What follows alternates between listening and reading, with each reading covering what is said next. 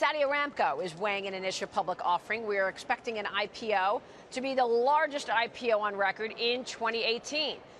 The future king, Crown Prince Mohammed bin Salman, says that the national oil giant's IPO is on track for 2018. It could be valued at more than $2 trillion is what he's talking about. Joining me now, well, it's going to be a $100 billion deal. And joining me right now to talk about it exclusively is Evercore CEO and President Ralph Schlosstein. And Ralph, it's good to see you. Thanks so much for joining us. I know you can only say a limited amount about this. You've been advising. You've been advising the Crown Prince, but this is a really important deal. Well, we don't ever talk about our clients, and it is an important deal, and it's a great company. And ultimately, it's up to the kingdom, which is the sole shareholder of Saudi Aramco, and Saudi Aramco, the company, to decide how to proceed. Yeah, I mean, you know, yesterday we were talking with some sources within the kingdom who said basically they want to raise all of this money and then use those assets to invest in Saudi Arabia because they're doing a completely new change and a new look at developing here in Saudi and opening up the country to foreign money. Yeah, well, it's interesting. If you look at this from 100,000 feet, if you were on an investment committee for Saudi Arabia, the first thing you would say is you own this amazing asset, the most valuable company in the world, but you're not diversified. And so the economic part of this is very logical, that if you own this incredible asset, the first thing 100 people out of 100 in finance would tell you, you should diversify your holdings and invest in a broader economy here in Saudi Arabia, and also invest in broader geographies and industries. And at the end of the day, I believe that's what's driving this decision, and it's a 100% soundly motivated decision in my view. So they're going to sell 5% of this, we think, take 5% of it public. What's the impact of such a huge deal? I mean, you've been around deals and advised on huge deals before. When you have something as large as this, I mean, Alibaba was what, 25 billion? And this is going to be 100 billion. Well, first of all, I think everything that's been said about this in terms of whether it happens or not should be said by the government and the leadership of the company. That we have absolutely nothing to do with. But this is a truly unique company. It is truly peerless in its industry and in all industries. And if it were to go public, it would be the most consequential company and the most consequential event in the capital markets. Yeah, for sure.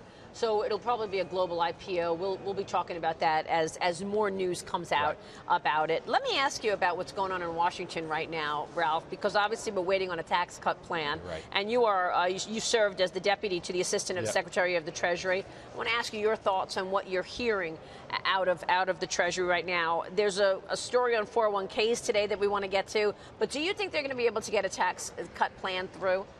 Well, I think it's threading the needle. I think they will get a plan through the House, and I think it will be more cut than reform, and ultimately the lack of reform will affect the amount of the cut, because there's only a certain amount. I don't think this will be necessarily true in the House, because as one Republican said to me the other day, tax cutting is what we do. Right. And I think in the House that's the case.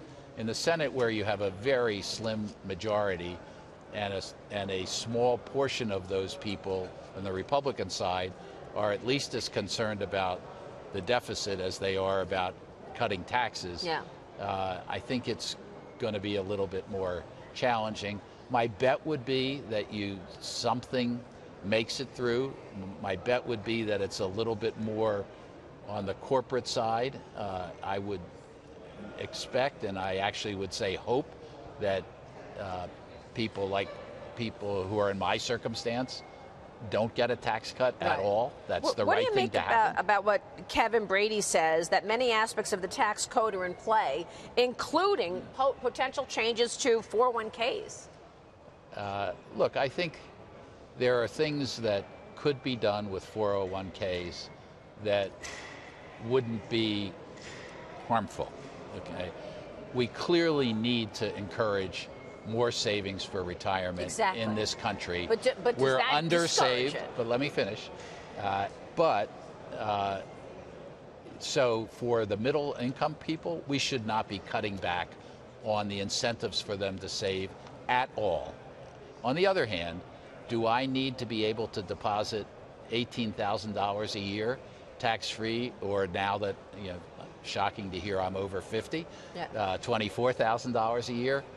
That's a waste of taxpayers' money. And so a lot of these things, if you truncate them, but you leave them in place for middle income people, you get the benefit that they were originally intended to accomplish and reduce their cost to the country. And so maybe that's the same approach, for example, with the state and local tax deduction. Exactly. Yeah. And I think a lot of these things, if they were means tested, would be easier to swallow. I mean, for example, I'm now sadly eligible for Social Security. I'm going to wait till 70 to take it out. But, should I do I really need to get Social Security benefits? Right. Do I need to get them tax-free? You make a good point. I saw a story earlier that they spent $1 trillion in Social Security. The Social Security Administration did this year already. At some point, you've got to get your hands around spending, so they're trying to thread the needle, as you put it. Ralph, it's great to get your insights on all of this. Thank you. Thank you, Maria. Thank you so much for joining us this morning. And to you, Ralph Schlosstein, joining us there from